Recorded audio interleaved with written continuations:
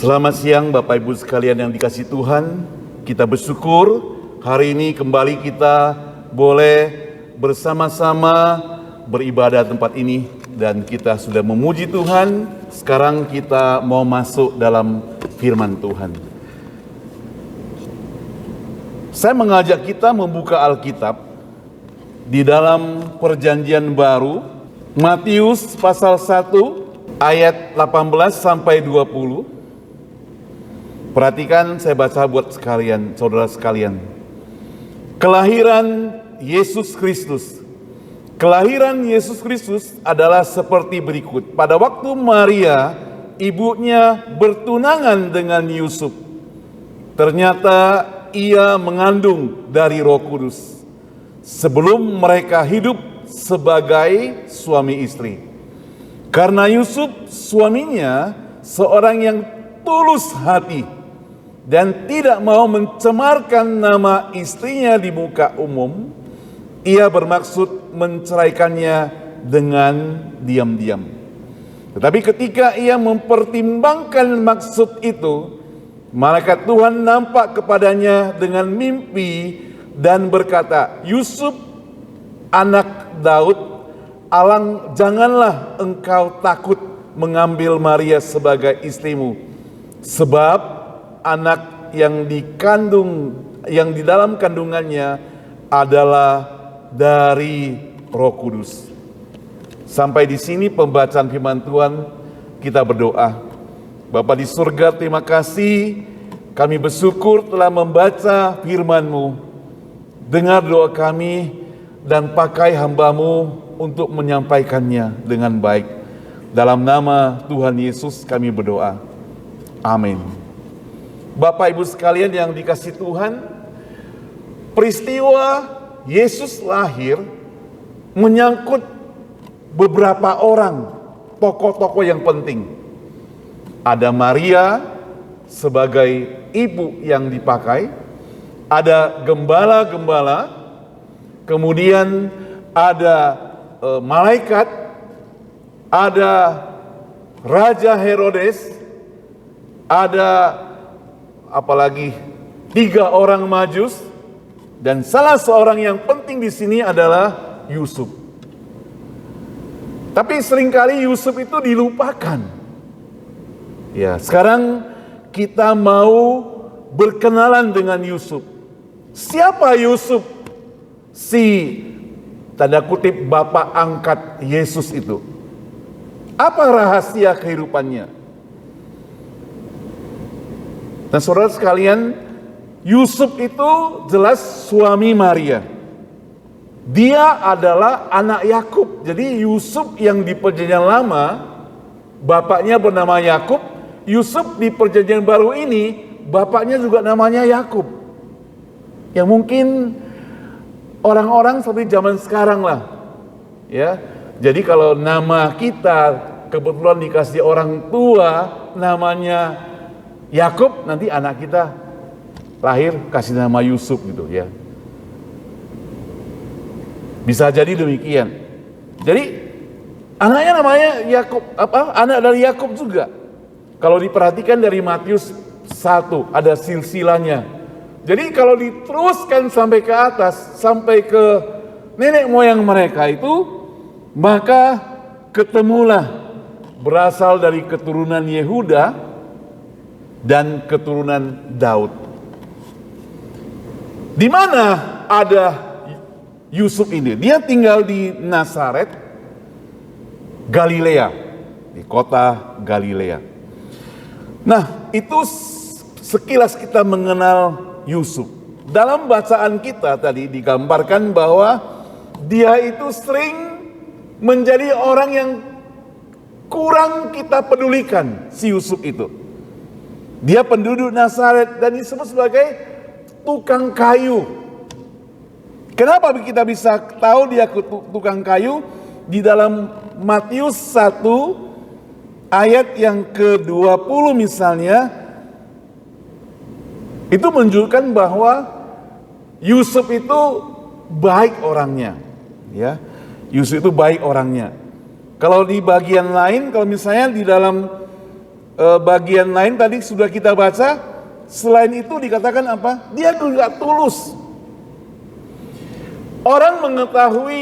Kita mengetahui bahwa Yusuf itu tukang kayu daripada waktu orang-orang mengenal Yesus. Kan orang bilang, ini kan anak tukang kayu, berarti bapaknya itu tukang kayu. Berarti Yusuf kerjanya tukang kayu. Kalau dibilang anak tukang besi ya, bapaknya tukang besi gitu ya. Nah, Yusuf digambarkan sebagai orang yang tulus hatinya gitu. Betapa sedih ya orang yang tulus, orang yang baik itu, tapi kok jarang-jarang kita ingat gitu ya. Dia orang biasa. Karena dia orang biasa, maka dia jarang diingat. Bukan orang kaya. Waktu terjadi sensus, mereka berjalan sampai tidak mendapatkan penginapan. Harus nginap di kandang binatang. Kalau kita mau bayangkan dia sebagai orang biasa yang bukan konglomerat, yang kaya pada zaman itu, mungkin petugas hotel melihat orang kaya datang, gak ada kamar pun dia bisa bilang ada kamar. Bisa diusir orang-orang yang dianggap gak penting gitu. Tapi keluarga ini, maka mereka nginap di kandang domba.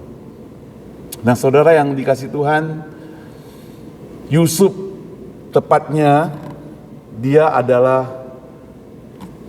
bapak yang dipakai oleh Allah menjadi seorang bapak dari Yesus yang ada di dunia ini. Kadang kita menganggap remeh orang-orang yang seperti dilihat dari luar gak ada apa-apanya begitu, tapi sebenarnya orang itu penting gitu. Kalau kita perhatikan, kita lebih perhatikan orang yang pakai dasi, itu orang kantoran gitu ya. Kemana-mana pakai dasi, pakai baju rapi. Tapi kalau dia keluar pakai celana pendek, ya, pakai kaos gitu, itu bos-bosnya gitu ya. Bos-bosnya malah gak pakai dasi gitu. Bos-bosnya itu malah pakai baju biasa. Anak buahnya semua pakai baju rapi. Ya mungkin bosnya pakai baju rapi waktu mau ketemu orang aja. Jadi jangan kita melihat orang dari penampilan, maksudnya gitu. Dari penampilan Yusuf yang biasa-biasa, tapi Tuhan Allah bisa memakai dia menjadi yang luar biasa. Ini Yusuf. Jadi maksudnya adalah kita juga jangan selalu menganggap diri kita ini biasa-biasa begitu. Kadang kita merasa putus asa dengan kehidupan ini. Kenapa aku seperti begini? Kenapa aku tidak seperti mereka itu? Kita sering membanding-bandingkan. Kita sering compare. Kenapa dia sukses, saya tidak? Nah kita kan lihatnya hanya di luar. Kita gak tahu dia sukses beneran atau tidak. Kita kan lihatnya dari luar, penampakan yang kita lihat. Dan kita jarang melihat prosesnya. Kenapa dia bisa sukses? Dia berjuang. Teman saya cerita dia bisa sukses, dia berjuang. Merantau ke kota Jakarta waktu itu, 3 bulan keliling naik Damri, dari stasiun sini ke stasiun sana, gak mau turun supaya hemat ongkosnya, balik lagi gitu, kembali ke rumah. Keliling terus begitu, bikin surat lamaran, mungkin berapa ratus lembar, gak ada jawaban. Dan disitulah dia melangkah sampai menjadi orang sukses. Tentunya tidak terlepas dari campur tangan sandarannya kepada Tuhan. Membuat dia sukses. Itu dalam duniawi, dalam hal dunia. Saudara, kalau kita perhatikan Yusuf, mungkin di dunia dia menampilkan diri yang tidak sukses dalam keadaan ekonomi, tetapi Tuhan mau pakai dia sukses di dalam Tuhan. Ia orang yang tulus hatinya. Itu rahasianya mengapa dia dipakai oleh Tuhan Allah untuk jadi bapak angkatnya Yesus.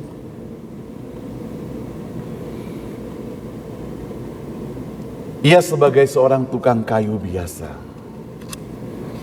Saudara perhatikan mengapa saya katakan dia seorang yang tulus hatinya.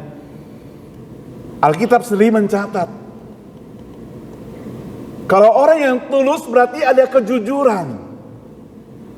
Orang yang tulus itu istilah kita bahasa Indonesia tidak neko-neko. Tidak punya pikiran yang jahat, itu orang yang tulus. Dia kalau memberikan sesuatu pada orang lain, gak menghitung-hitung lagi. Gak berpikir, oh dulu dia pernah menyakiti aku, sekarang awas saya gak mau tolong kamu. Gak begitu. Dia tetap melakukan karena dia tulus. Tidak bisa diubah ketulusannya, gitu ya. Itulah seperti Yusuf, ya. Dalam Markus 6:3 tadi saya singgung bahwa ketika orang-orang melihat Yesus, mereka sebut, bukankah ini anak tukang kayu? Tukang kayu itu kalau kita lihat pada zaman itu, sekali lagi berhubungan dengan keekonomi, bukan orang yang kaya raya gitu. Dia hanya mungkin dapat order memperbaiki rumah orang. Kalau ada bangun, mungkin bangunan-bangunan murah dia bisa lakukan. Kalau mau bangun hebat sekarang kan, kalau dibayangkan tukang kayu kan gak sampai begitu. Harus ada gelar insinyur atau bagaimana begitu. Atau zaman mungkin berganti. Kalau dia punya koneksi banyak, gak punya gelar, dia bisa pakai orang untuk kerja. Tukang-tukang kayu dikumpulkan. Beberapa kira-kira 3 bulan yang lalu, saya sempat bertemu dengan teman-teman yang dari Indonesia datang karena ada konferensi Google di San Francisco. Jadi dia bilang ada 20.000 orang lebih berkumpul di San Francisco waktu itu. Saya ketemu beberapa orang, salah satunya dia itu masih muda, bikin aplikasi di dalam internet, kumpulkan tukang-tukang kayu, tukang-tukang bangunan. Misalnya dari Medan, dia kumpulkan nama-nama tukang-tukang bangunan. Mulai dari itu, dari Jakarta dia kumpulkan nama-namanya, sampai seluruh Indonesia dia kumpulkan semua nama-nama berikut nomor teleponnya. Jadi dia seperti agennya begitu, istilahnya zaman dulu, agennya begitu. Melalui dia, orang kalau mau perbaiki rumah, baik di Medan, di Jakarta, Surabaya, dia tinggal kontak, dia sudah ada grupnya tukang kayu yang bisa perbaiki. Zaman dulu kan gak seperti begitu. Jadi saya bayangkan, dia susah mau tunggu rumah orang rusak. Kalau sekarang mungkin lagi laris dia ya, karena banyak rumah yang rubuh. Kan ada bom, ya, ada perang di Israel misalnya. Jadi tukang-tukang itu mau bangun kembali kan banyak chance misalnya gitu. Nah saudara yang dikasih Tuhan, dia itu orang yang biasa. Tuhan memakai orang biasa itu sudah sering, ya.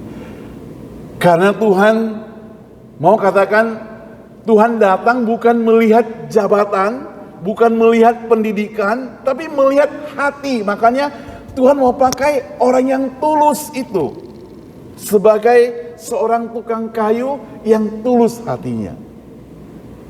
Itulah rahasia pertama kenapa Allah mau memakai Yusuf menjadi bapak angkat tanda kutip Yesus di dunia ini.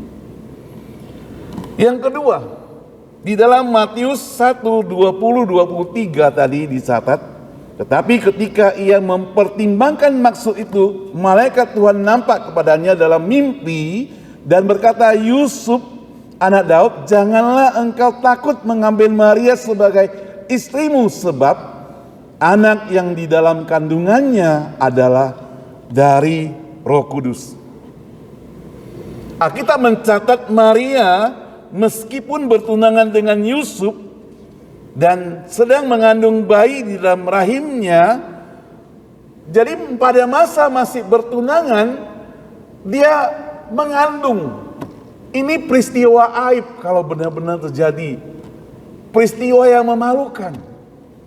Istilah tunangan di zaman Alkitab mirip-mirip dengan tunangannya orang Tionghoa, saya pikir gitu ya. Jadi ada lamaran, tukar cincin lah kira-kira demikian, bawa sedikit mahar atau apa gitu istilahnya. Mereka diikat. Tapi bukan berarti sudah suami istri, bukan. Jadi mereka harus menjalani kekudusan, maksudnya gitu. Diikat. Kalau mereka harus berpisah pada konteks Yahudi, mereka harus umumkan bahwa mereka pisah begitu. Lalu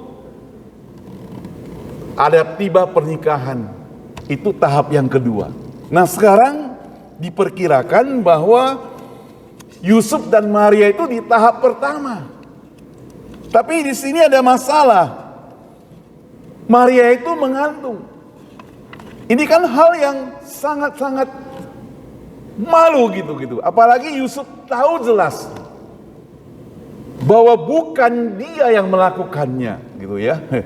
Istilah bukan dia yang melakukannya. Berarti kalau dipikirkan secara pikiran manusia, kalau Maria itu mengandung berarti dia ada tanda kutip selingkuhannya begitu. Iya kan? Ada pacar yang lain gitu. Kenapa? Dia bisa hamil, bukan Yusuf. Yusuf tahu bukan dia. Maka Alkitab mencatat dia sedang mempertimbangkan untuk menghindari, terjemahan lain menjauhkan atau memutuskan hubungan dari Maria sebagai satu teladan supaya Maria itu tidak dipermalukan. Dia lakukan dengan cara diam-diam. Lalu ayat 20 mencatat ketika ia mempertimbangkan itu, malaikat Tuhan menampakkan kepadanya dalam mimpi. Saya jadi teringat Yusuf perjanjian lama yang juga suka mimpi. Ingat gak ya? Yusuf perjanjian lama itu sering bermimpi juga. Nah ini yang perjanjian baru, Yusuf juga bermimpi. Bahwa malaikat memberitahukan kepadanya, jangan engkau meninggalkan Maria itu. Ya, jangan meninggalkan dia. Ambillah dia. Jangan tinggalkan dia. Jangan takut untuk mengambil dia.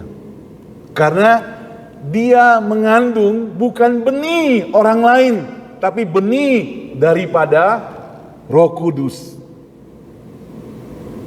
Jadi dengan penuh ketaatan kepada Tuhan, kepada malaikat Tuhan itu, dia taat akan perintah malaikat itu.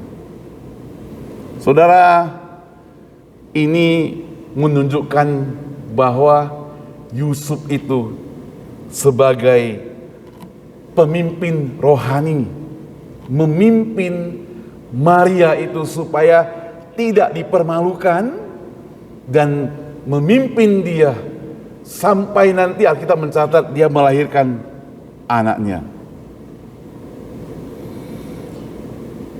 Ada pertanyaan, mengapa Yusuf dapat memahami cerita malaikat itu dalam mimpinya? Karena perjanjian lama sudah mencatat, tadi Ibu Susan sudah bacakan, misalnya Yesaya 9, dikatakan bahwa akan lahir seorang bayi dibungkus dalam lampin di kota Daud. Dia akan disebut penasehat ajaib, raja damai, dan seterusnya. Jadi perjanjian lama sudah mencatatnya, dan Yusuf membaca itu, mengetahui itu, maka dia taat kepada pesan daripada malaikat itu. Yang ketiga, kalau kedua tadi dia sebagai pemimpin rohani, ketiga dia sebagai seorang hamba. Seorang hamba daripada Tuhan tentunya. Ayat 24 dan 25, mari kita baca. Ia akan melahirkan anak laki-laki dan engkau akan menamakan dia Yesus karena dialah yang akan menyelamatkan umatnya dari dosa mereka. Hal itu terjadi supaya genaplah yang difirmankan Tuhan oleh Nabi. Dengan demikian maka Maria dan anaknya sebelum lahir, bahwa Yusuf itu sebagai backing, artinya Yusuf menerima Maria sebagai istri, dia tidak mempermasalahkan kehamilan daripada Maria itu, semua masalah teratasi, sehingga dia sebagai seorang tanda kutip hamba yang menuruti, yang turut kepada Tuhan. Yusuf itu menahan diri, tidak melakukan hal secara fisik sampai dikatakan kelahiran Tuhan Yesus. Artinya tidak disetubuhi sampai lahir Tuhan Yesus. Di sini kita melihat bahwa kembali pengabdian Yusuf sebagai hamba. Dia mengabdi kepada Tuhan dengan pengorbanan, mengesampingkan keinginan fisiknya, melihat kondisi Maria tersebut. Dia mengikuti perintah daripada malaikat. Nah saudara, hal ini memberi gambaran sekilas tentang mengapa Allah memilih Yusuf sebagai ayah angkat daripada Yesus itu. Seorang penulis bernama F.W. Robertson, dia mengatakan demikian. Setelah mentaati perintah-perintah Tuhan, tapi dengan mentaati dia mendapatkan pahala besar. Tuhan menghubungkan kedua hal ini antara manusia yang tidak taat dengan manusia yang taat. Banyak kejadian saudara, setiap ketidaktaatan dalam Alkitab terjadi ditunjukkan bahwa orang itu akan mengalami hal-hal yang tidak menyenangkan. Tapi setiap ketaatan maka akan mendatangkan hal-hal yang menyenangkan. Apakah kita pernah mengalami hal demikian? Waktu kita taat kepada Tuhan, setia kepada Tuhan. Kesetiaan itu bukan di tempat ini saja, di gereja, tapi kesetiaan itu juga waktu orang lain tidak melihat. Suatu hari ada seorang keluarga, ada seorang bapak, dia baru pindah ke sebuah kompleks. 3 bulan. Dia selalu memperhatikan dari depan jendela keluarga yang di depan rumah itu. Setiap mau pergi, suaminya buka pintu untuk istrinya gitu ya, tutup kembali. So sweet begini ngomong gitu ya. Ya. Turun dari mobil, dia buka lagi, istrinya turun. 3 bulan dia perhatikan, pagi sore perhatikan gitu. Entah kenapa, mungkin kurang kerjaan bisa perhatikan begitu ya. Suatu hari dia bertanya kepada tetangga yang seberang itu. Dia penasaran, dia ingin mengetahui kenapa. Ini bentuk kesetiaan yang luar biasa. Dia ingin pelajari. Kenapa demikian? Dia tanya pada bapak itu, "Bapak, kalian sudah menikah berapa lama?" 33 tahun katanya. Wah, luar biasa. Kenapa? Tetangga itu bertanya. Dia bilang, "Saya melihat kamu begitu setia pada istrimu. Setiap dia turun engkau buka pintu. Setiap dia naik engkau tutup pintu. Luar biasa. Sudah berapa lama engkau lakukan?" Dia bilang, "Baru setengah tahun terakhir ini." Kenapa? Iya, sejak setengah tahun ini mobil kami itu rusak kuncinya. Jadi pintunya nggak bisa dibuka dari dalam. Harus dari luar buka. Maka saya turun buka ke dia gitu. Buka ke istrinya. Istri turun bukan karena kesetiaan, tapi karena pintu rusak. Jadi kalau orang melihat kan begitu setia, padahal bukan, karena pintunya rusak. Yusuf tidak demikian. Saudara perhatikan, Yusuf tidak ada orang lain untuk dirunding. Waktu Maria hamil begitu, dia gak bisa runding dengan siapa-siapa kan. Dia hanya bisa ngomong sama Tuhan. Dia juga, saya bayangkan dia gak bisa ceritakan pada orang lain.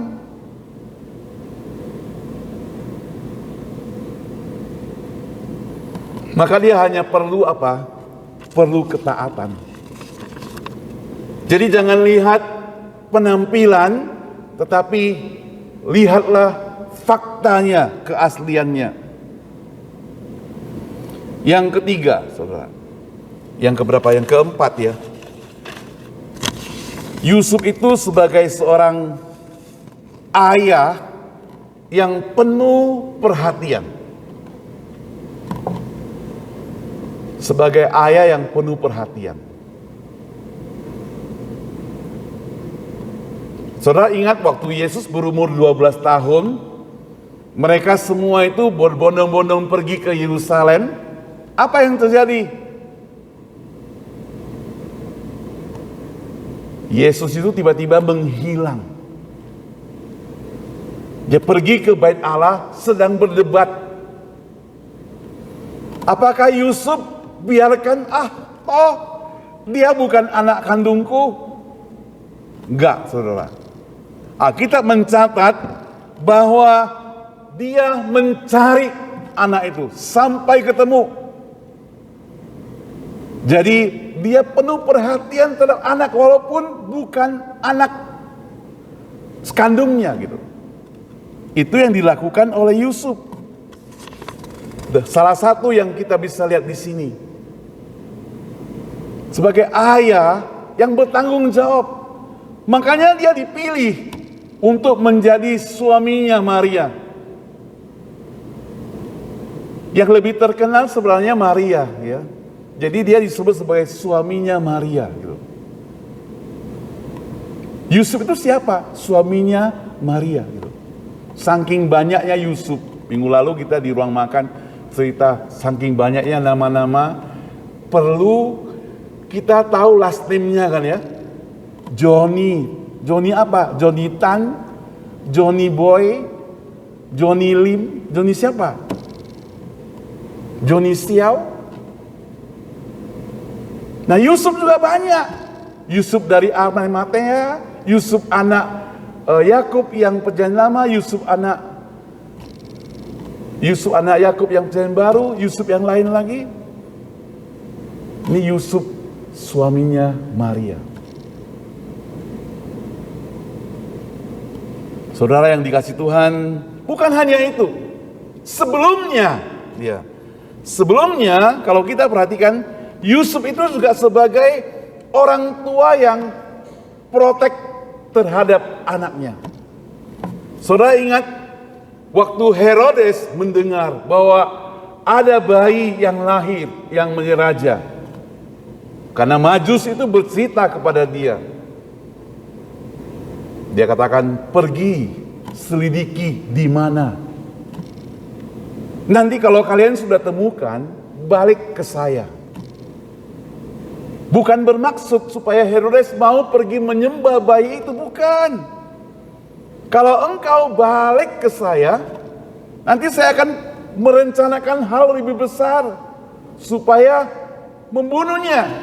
Alkitab mencatat waktu dia mendengar berita kelahiran daripada Yesus, raja itu gemetar. Bukan hanya dia, seluruh Yerusalem gemetar. Dan dia maksud untuk mencarinya. Tapi Majus itu pulang pakai jalan lain. Pakai 280 bukan 101. Perginya 101, pikirnya balik 101, enggak, dia pakai 280, jadi enggak ketemu.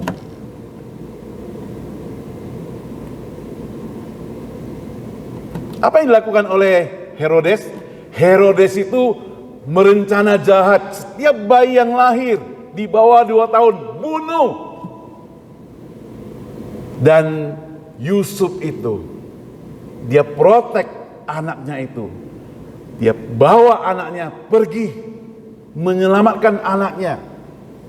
Berkorban, menyelamatkan anak tersebut.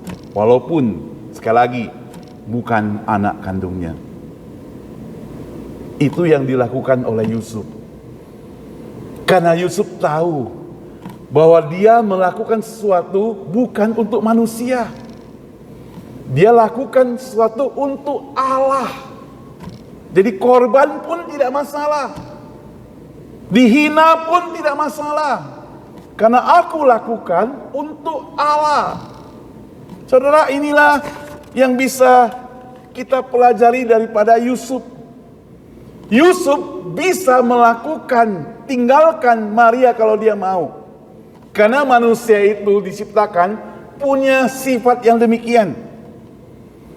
Kalau saudara pernah dengar ada satu istilah dikatakan posse peccare et posse non peccare. Itu artinya suatu kemampuan untuk berbuat dosa atau suatu kemampuan untuk tidak berbuat dosa. Karena kita manusia ini diberikan kehendak bebas. Itu pilihan. Apa yang kita lakukan itu semuanya pilihan kita. Hari ini kalau kita gak mau datang beribadah kepada Tuhan, itu pilihan kita. Allah tidak melarang kita.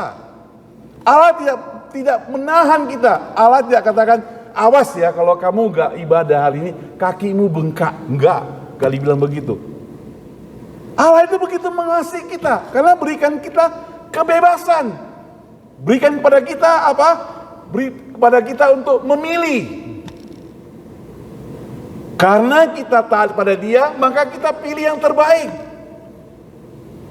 Nah, kita punya kemampuan untuk berbuat dosa dan punya kemampuan juga untuk melawan, karena ada Roh Kudus menolong kita. Tinggal kita mau serahkan hidup kita kepada Roh Kudus atau tidak.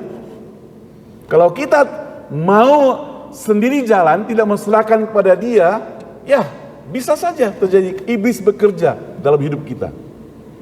Kita bisa lakukan apa saja yang tidak menyenangkan hati Tuhan. Hari ini Yusuf tahu dia mau dipakai oleh Tuhan, maka dia setia pada Tuhan. Dia serahkan kepada Roh Kudus untuk menolong dia. Supaya apa? Supaya dia tidak melakukan hal yang salah. Dia menahan diri. Dia tidak melakukan yang berdosa. Dia menahan diri untuk tidak tinggalkan Maria. Tetap setia. Itulah pengorbanan untuk Tuhan. Dan Yusuf telah lakukan itu. Jadi Yusuf itu bukan orang sembarangan. Yusuf adalah seorang sederhana yang dipakai oleh Tuhan dengan luar biasa. Saudara, ketika kita mengenang kelahiran Yesus sebagai juru selamat, Dia datang ke dunia ini. Alkitab mencatat, Dia datang bukan mencari orang kaya, bukan mencari orang baik-baik, tapi mencari orang-orang yang terhilang. Jadi saudara, siapapun kita, jangan merasa kita ini ditinggalkan. Jangan merasa kurang pede. Ketika kita serahkan kepada Tuhan hidup kita, Tuhan akan memakai kita. Walaupun kita mungkin bukan profesor, tapi Tuhan bisa pakai dengan cara Tuhan sendiri. Walaupun kita mungkin bukan orang yang kaya, Tuhan bisa memakai dengan cara yang sendiri. Walaupun kita bukan tempat yang besar, gereja yang besar, tapi Tuhan bisa pakai kita dengan cara sendiri untuk lakukan pekerjaan-pekerjaan besar bagi Tuhan. Amin, saudara. Mari kita di Natal ini bukan hanya sekedar rayakan Natal, pesta-pesta, tutup tahun, tambah lagi pesta, besok bangun, rayakan tahun baru, pesta. Hanya itu, bukan lewat begitu saja. Karena begitu kita pesta, makan enak, besok kita sudah buang. Tapi mari kita kerjakan sesuatu untuk Tuhan yang bernilai kekal, yang kita tanam, tapi berlaku untuk selama-lamanya. Kita berdoa. Bapa di surga, firman Tuhan sudah berlalu, tapi biarlah mendengung terus-menerus dalam kehidupan kami. Engkau memakai Yusuf, orang biasa, kurang terkenal, tidak populer. Bahkan untuk mengenalnya harus menyebut nama istrinya, baru orang kenal dia. Tuhan, tapi kami melihat Engkau memakai dia dengan luar biasa. Dia penuh ketaatan, penuh ketulusan, penuh kesetiaan, dan rela berkorban demi menjalankan misimu Tuhan. Kami bersyukur. Tuhan, kami rindu ketika kami memperingati Natal kali ini. Kami bukan hanya sekedar pesta-pesta, senang-senang, lalu lupakan bahwa di luar sana masih banyak orang yang sebentar lagi menuju ke neraka. Kami begitu happy dengan kelompok kami masing-masing, kami lupa. Kami lupa dengan orang-orang yang telantar, orang-orang yang membutuhkan, orang-orang miskin, yang lebih miskin daripada kami. Tuhan, pakailah kami Tuhan untuk mengerjakan sesuatu.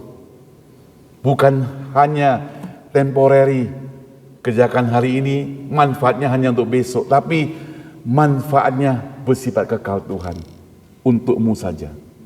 Di dalam nama Tuhan Yesus kami berdoa. Amin.